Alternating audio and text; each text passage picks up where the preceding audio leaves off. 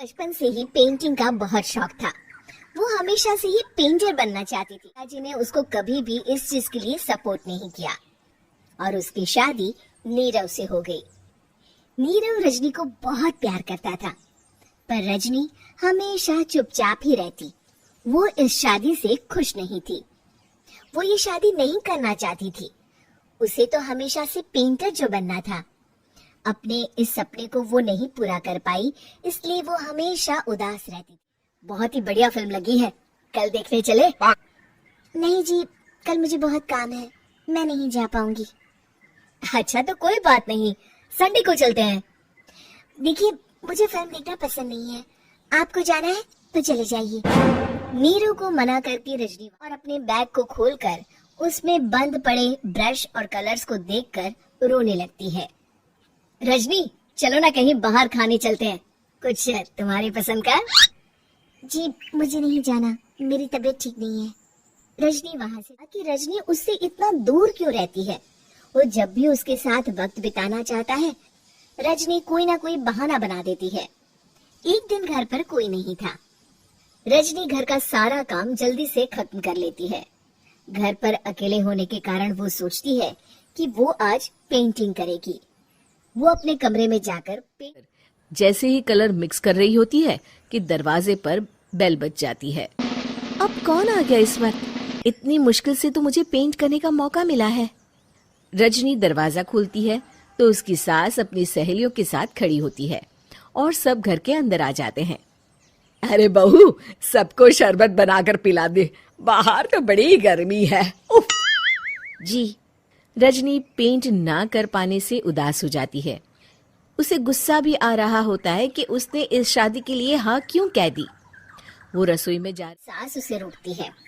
बहू, सबके खाने का भी इंतजाम कर लेना, आज का लंच तो ये सब यही करेगी। हाँ।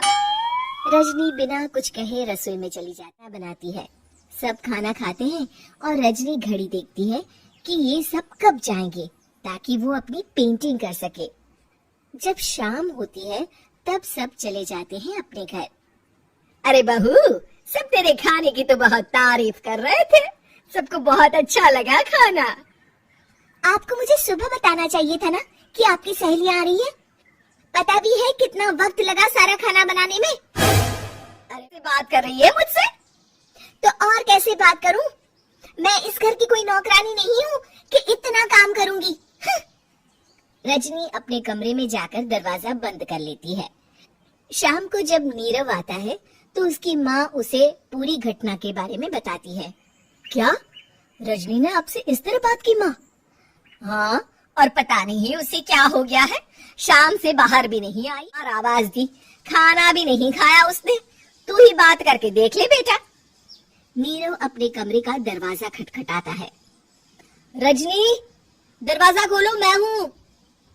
रजनी दरवाजा खोलती है और फिर वापस जा। रजनी, माँ से बात करने का ये क्या तरीका है? मैंने कोई गलत बात नहीं की है।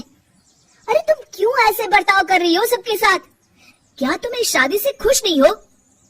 रजनी कुछ नहीं बोलती। अरे बताओ मुझे रजनी, क्या ये शादी तुम्हारी मर्जी के खिलाफ हुई है? ये शादी कभी नहीं करना चाहती थी। तुमसे क्या, मैं किसी से भी शादी नहीं करना चाहती थी। रजनी रोने लगती है। चुप हो जाओ रजनी, बताओ मुझे, तुम क्यों नहीं करना चाहती थी शादी? रजनी बेड के नीचे से अपने पेंटिंग्स, कलर्स, ब्रश, इतने में उसकी सास भी कमरे में आ जाती है। ये देख रहे हो, ये थे मेरे सपने। मैं पेंटर बनना चाहती थी, पर माँ पापा ने कभी सपोर्ट नहीं किया और मेरी शादी करवा दी। मेरे सारे सपने टूट गए। हर वक्त बस गुस्सा आता रहता है मुझे।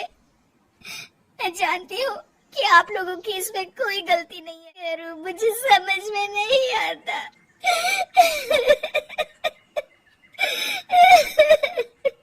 रजनी फूट फूट कर रोने लगती है।